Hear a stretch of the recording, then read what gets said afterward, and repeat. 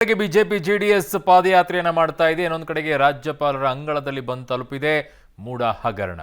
ಮುಖ್ಯಮಂತ್ರಿಗಳೇನು ಹೇಳ್ತಾ ಇದ್ದಾರೆ, ಎಲ್ಲಿಗೆ ಹೋಗಿ ತಲುಪುತ್ತೆ ಈ ಪ್ರಕರಣ, ಇಲ್ಲಿದೆ ನೋಡಿ ರಿಪೋರ್ಟ್. ರಾಜ್ಯದಲ್ಲಿ ಜೋರಾದ ಮೂಡ ಜಟಾಪಟಿ. ರಾಜ್ಯಪಾಲರಿಗೆ ಸಿಎಂ 60 ಪುಟಗಳ ಉತ್ತರ. ಪಬ್ಲಿಕ್ ಟಿವಿಯಲ್ಲಿ ಕಂಪ್ಲೀಟ್ ಡೀಟೇಲ್ಸ್. ರಾಜ್ಯದಲ್ಲಿ ಮೂಡ ಹಗರಣದ ಜಟಾಪಟಿ ಜೋರಾಗಿದೆ. ಸಿಎಂ ವಿರುದ್ಧ ಪ್ರಾಸಿಕ್ಯೂಷನ್ಗೆ ಅನುಮತಿ ಕೊಡಬೇಕೆ ಅಥವಾ ಬೇಡವೇ ಅನ್ನೋ ಜಿಜ್ಞಾಸೆಯಲ್ಲಿ ರಾಜ್ಯಪಾಲರು ತೊಡಗಿದ್ದಾರೆ. ನಿನ್ನೆಯಷ್ಟೇ ರಾಜ್ಯಪಾಲರನ್ನ ಭೇಟಿಯಾಗಿ ದೂರುದಾರ ಟಿಜೆ ಅಬ್ರಾಹಿಂ ಹೆಚ್ಚುವರಿ ಮಾಹಿತಿಯನ್ನ ಕೊಟ್ಟಿದ್ದಾರೆ.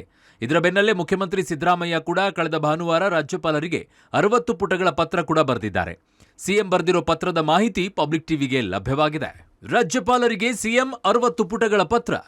ನನ್ನ ಮೇಲೆ ಮಾಡಿರುವ ಆರೋಪಗಳೆಲ್ಲವೂ ಕೂಡ ನಿರಾಧಾರ. ನನಗೆ ನೀವು ನೋಟಿಸ್ ಕೊಟ್ಟಿರುವುದು ಕ್ರಮಬದ್ಧವಲ್ಲ. ನಾನು ಅಧಿಕಾರದಲ್ಲಿದ್ದಾಗ ಸ್ವಜನ ಪಕ್ಷಪಾತ ಮಾಡಿಲ್ಲ. ಕಾನೂನು ಬಾಹಿರವಾಗಿ ಯಾವುದೇ ನಿರ್ಧಾರಗಳನ್ನು ತೆಗೆದುಕೊಂಡಿಲ್ಲ. ದೂರುದಾರರು ಮಾಡಿರೋ ಎಲ್ಲ ಆರೋಪಗಳು ನಿರಾಧಾರ. ಮೂಡ ನಿವೇಶನ ಪಡೆದಿರೋ ಸಂಬಂಧ ಅಧಿಕಾರ ಬಳಕೆಯೂ ಕೂಡ ಮಾಡಿಲ್ಲ. ನ್ಯಾಯಸಮ್ಮತವಾಗಿ ನನ್ನ ಕುಟುಂಬ ನಿವೇಶನ ಪಡೆದಿದೆ. ಯಾವುದೇ ರೀತಿಯಲ್ಲಿ ಕಾನೂನು ಬಾಹಿರವಾಗಿ ನಿವೇಶನ ಪಡೆದಿಲ್ಲ. ಸಿಎಸ್ ಕೊಟ್ಟಿರುವ ಎಲ್ಲ ದಾಖಲಾತಿಗಳನ್ನು ಪರಿಶೀಲಿಸಬಹುದು. ಮೂಡ ನಿವೇಶನ ಹಂಚಿಕೆ ವಿಷಯದಲ್ಲಿ ನಾನು ಲೋಪವೆಸಗಿಲ್ಲ. ಆಧಾರ ರಹಿತ ಮಾಹಿತಿ ಆಧರಿಸಿ ನೋಟಿಸ್ ನೀಡಿರುವುದು ಸಮಂಜಸವಲ್ಲ. ದೂರುದಾರರ ಪೂರ್ವಾಪರಗಳ ಬಗ್ಗೆಯೂ ಕೂಡ ರಾಜ್ಯಕ್ಕೆ ಗೊತ್ತಿದೆ. ಪೂರ್ವಾಪರತೆಗಳನ್ನು ಅರಿಯದೆ ನೋಟಿಸ್ ಸರಿಯಲ್ಲ.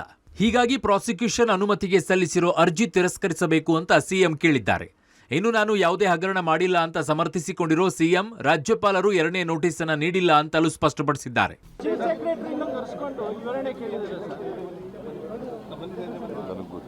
ಸೆಕ್ರೆಟರಿ ಹೊಸ ಚೀಫ್ ಸೆಕ್ರೆಟರಿ ಆಗಿದ್ರು ಭೇಟಿ ಮಾಡೋಕ್ಕೆ ಅಷ್ಟು ಗೊತ್ತು ನನಗೆ. ಹೊಸ ಚೀಫ್ ಸೆಕ್ರೆಟರಿ ಆದಮೇಲೆ ಅವರು ಡೆಲ್ಲಿಗೆ ಹೊಂಟೋಗಿದ್ರು ಗವರ್ನರ್. ಅವರು ಊರಿನಲ್ಲಿ ಅವ್ರು ಬಂದ ಮೇಲೆ ಭೇಟಿ ಮಾಡಿದ್ದಾರೆ. ರಾಜ್ಯಪಾಲರು ನೀಡುವ ನೋಟಿಸ್ಗೆ ಸಿಎಂ ಸಿದ್ದರಾಮಯ್ಯನವರು 60 ಪುಟಗಳ ಸುದೀರ್ಘ ಪತ್ರ ಬರೆದು ರಾಜ್ಯಪಾಲರಿಗೆ ಉತ್ತರ ನೀಡಿದ್ದಾರೆ. ಪತ್ರದಲ್ಲಿ ನನ್ನ ಮೇಲೆ ಬಂದಿರುವ ಆರೋಪಗಳು ನಿರಾಧಾರ, ಕಾನೂನುಬದ್ಧವಾಗಿಯೇ ಮೂಡ ಸೈಟ್ ಹಂಚಿಕೆ ಆಗಿದೆ ಅಂತ ಸ್ಪಷ್ಟವಾಗಿ ಪತ್ರದಲ್ಲಿ ಉಲ್ಲೇಖ ಮಾಡಿದ್ದಾರೆ. ಇದಲ್ಲದೆ ಯಾವುದೇ ಕಾರಣಕ್ಕೂ ಪ್ರಾಸಿಕ್ಯೂಷನ್ಗೆ ಅನುಮತಿ ಕೊಡಬಾರದು ಅನ್ನುವಂತಹ ಮನವಿಯನ್ನ ಮಾಡಿದ್ದಾರೆ. ಹಾಗಾದ್ರೆ ಸಿಎಂ ಸಿದ್ದರಾಮಯ್ಯನವರ ಪತ್ರಕ್ಕೆ ರಾಜ್ಯಪಾಲರ ಉತ್ತರ ಏನು, ಕಾದ್ ನೋಡಬೇಕು. ಮೈಸೂರಿನಲ್ಲಿ ದಾಖಲೆ ಬಿಡುಗಡೆ ಮಾಡ್ತಾರಾ ಸಿಎಂ? ಬಿಎಸ್ವೈ ಜೈಲಲ್ಲಿ ಇರಬೇಕಿತ್ತು ಅಂತ ಸಿಎಂ ಹೇಳಿದ್ಯಾಕೆ? ಇನ್ನು ಬಿಜೆಪಿ ಜೆಡಿಎಸ್ ವಿರುದ್ಧ ಸಿಎಂ ಮತ್ತೆ ಗರಂ ಆಗಿದ್ದಾರೆ. ಸರ್ಕಾರವನ್ನು ಅಸ್ಥಿರಗೊಳಿಸಲು ಹುನ್ನಾರ ನಡೆಯುತ್ತಿದೆ ಅಂತಲೂ ದೂರಿದ್ದಾರೆ. ನಾನು ಯಾರಿಗೂ ಹೆದರಲ್ಲ, ಎಲ್ಲವನ್ನೂ ಎದುರಿಸುತ್ತೇನೆ ಅಂತ ಹೇಳಿದ್ದಾರೆ. ಯಡಿಯೂರಪ್ಪ ವಿರುದ್ಧ ಕಿಡಿಕಾರಿರೋ ಸಿಎಂ ಕೋರ್ಟ್ ದಯೆಯಿಂದ ಪಾರಾಗಿದ್ದಾರೆ. ಇಷ್ಟೊತ್ತಿಗೆ ಪೋಕ್ಸೋ ಕೇಸ್ನಲ್ಲಿ ಜೈಲು ಸೇರಬೇಕಾಗಿತ್ತು ಅಂತ ಸಿಎಂ ತಿರುಗೇಟನ್ನು ನೀಡಿದ್ದಾರೆ. ನಾಡಿದ್ದು ಮೈಸೂರಿನಲ್ಲಿ ದೋಸ್ತಿಗಳ ಅಕ್ರಮವನ್ನ ಬಯಲುಗೊಳಿಸುವುದಾಗಿಯೂ ಕೂಡ ಸಿಎಂ ಎಚ್ಚರಿಕೆ ಕೊಟ್ಟಿದ್ದಾರೆ. ಈ ಸರ್ಕಾರನ ದುರ್ಬಲಗೊಳಿಸಬೇಕು, ಅಸ್ಥಿರಗೊಳಿಸಬೇಕು ಅನ್ನೋ ಕಾರಣಕ್ಕೋಸ್ಕರ ಆಪರೇಷನ್ ಕಮಲ ಮಾಡೋಕ್ಕೆ ಪ್ರಯತ್ನ ಮಾಡಿದ್ರು. ಅದಾಗಲಿಲ್ಲ. ಅದಕ್ಕೆ ಬಿಜೆಪಿಯವರು JDSನವರು ಇಬ್ಬರು ಸೇರ್ಕೊಂಡು ಅಸ್ಥಿರಗೊಳಿಸಲಿಕ್ಕೆ ಪ್ರಯತ್ನವನ್ನು ಮಾಡ್ತಾ ಇದ್ದಾರೆ. ಯಡಿಯೂರಪ್ಪನವರು ಪೋಕ್ಸೋ ಕೇಸ್ನ ಸಿಕ್ಕಾಕೊಂಡಿದ್ದಾರೆ, ಚಾರ್ಜ್ ಶೀಟ್ ಹಾಕಿದ್ದಾರೆ. ಕೋರ್ಟ್ನವರ ದಯೆಯಿಂದ ಬದುಕಿದ್ದಾರೆ. ಅವರು ಜೈಲಿಗೆ ಹೋಗಿಲ್ಲ, ಅದ್ರ ಜಾಮೀನೇ ಸಿಕ್ಕಾಗಿಲ್ಲ. ಅದರಲ್ಲಿ ಯಡಿಯೂರಪ್ಪನವರು ಯಾವ ನೈತಿಕತೆ ಇದೆ ಅವರಿಗೆ? ಈ 82 ವಯಸ್ಸಿನಲ್ಲಿ ಪೋಕ್ಸೋ ಕೇಸ್ನಲ್ಲಿ ಸಿಕ್ಕಾಕೊಂಡಿದ್ದಾರೆ, ಚಾರ್ಜ್ ಶೀಟ್ ಆಗಿದೆ. ಅವರು ನನ್ನ ಬಗ್ಗೆ ಮಾತಾಡೋಕ್ಕೆ ಏನು ವಾಟ್ ಮಾರಲ್ ರೈಟ್ ಈ ಹ್ಯಾಸ್? ಅವ್ರ ಕಾಲದಲ್ಲಿ ಏನೇನು ಹಗರಣಗಳಾಗಿತ್ತೋ, ಯಾವ್ಯಾವ ಸ್ಟೇಜ್ನಲ್ಲಿದ್ದಾವೆ ಹಗರಣಗಳು, ಯಾಕೆ ಇನ್ನೂ ರಾಜೀನಾಮೆ ಕೊಟ್ಟಿಲ್ಲ, ಜಂತಿಕಲ್ ಪ್ರಕರಣ ಇರ್ಬೋದು, ಇದು ಶೆಲ್ ಯಡಿಯೂರಪ್ಪ ಮಗ ಮಾಡಿರ್ತಕ್ಕಂಥದ್ದು ಇರ್ಬೋದು, ದೇವರಾಜ ಅರಸು ಟ್ರಕ್ ಟರ್ಮಿನಲ್ ಇರ್ಬೋದು, ಭವ್ಯ ಅಭಿವೃದ್ಧಿ ನಿಗಮ ಇರ್ಬೋದು, ಎಲ್ಲ ಹೇಳ್ತೀವಿ, ಎಲ್ಲ ಬಿಚ್ತೀವಿ. ಎಲ್ಲ ಅವ್ರಿಗೆಲ್ಲ ಒಂದು ವರ್ಷದಲ್ಲಿ ಇಷ್ಟೊಂದು ನಿಮ್ಗಳಿಗೆ ಸವಾಲುಗಳನ್ನ ಒಡ್ತಾ ಇದ್ದಾರೆ. ಸುಳ್ಳುಗಳನ್ನೆಲ್ಲ ಸುಳ್ಳು ಎದುರಿಸ್ತಕ್ಕಂಥ ಧೈರ್ಯ ಇದೆ. ಯಾವಾಗಲೂ ಸತ್ಯಕ್ಕೆ ಜಯ ಸಿಕ್ಕದು, ಸುಳ್ಳುಗಳನ್ನು ಎದುರಿಸ್ತಕ್ಕಂಥ ಧೈರ್ಯ ಯಾವಾಗಲೂ ಇದೆ. ನಾನು ಸಿಎಂ ಸಿದ್ದರಾಮಯ್ಯ ತಮ್ಮ ಮೇಲೆ ಬಂದಿರುವಂತಹ ಆರೋಪಗಳಿಗೆ ತಮ್ಮ ಊರಿನಲ್ಲೇ ನಿಂತು ಸ್ಪಷ್ಟೀಕರಣವನ್ನು ಕೊಡೋದಕ್ಕೆ ನಾಳೆಯ ಕಾಂಗ್ರೆಸ್ ಸಮಾವೇಶವನ್ನು ಬಳಸ್ಕೊತಾ ಇದ್ದಾರೆ.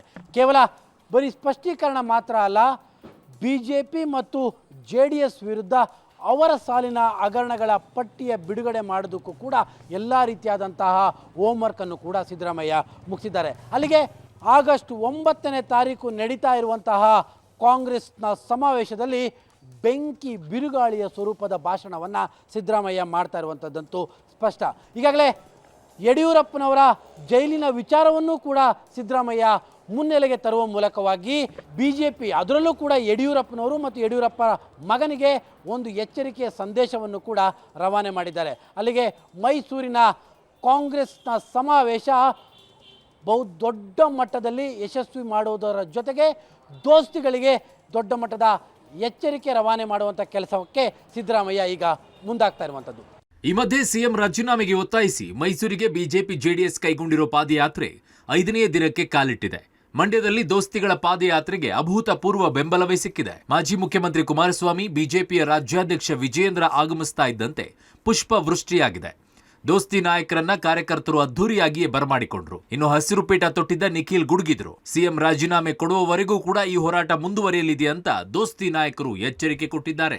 ಇವತ್ತು ನಮ್ಮ ಪಾದಯಾತ್ರೆ, ನಮ್ಮ ಹೋರಾಟ, ನಮ್ಮ ಜನಾಂದೋಲನ ಮುಖ್ಯಮಂತ್ರಿಗಳು ಮಾತ್ರ ಅಲ್ಲ, ಯಾರ್ಯಾರು ಕಾಂಗ್ರೆಸ್ ಪಕ್ಷದ ಶಾಸಕರು, ಮಂತ್ರಿಗಳು, ಮುಖ್ಯಮಂತ್ರಿಗಳ ಆದಿಯಾಗಿ ಉಪಮುಖ್ಯಮಂತ್ರಿಗಳು ಒಳಗೊಂಡಂತೆ ಯಾರು ಇವತ್ತು ದಲಿತರ ಹಣವನ್ನು ಲೂಟಿ ಮಾಡಿ ನುಂಗಿದ್ದಾರೆ ಅವರೆಲ್ಲರೂ ಸಹ ರಾಜೀನಾಮೆ ಕೊಡಬೇಕು.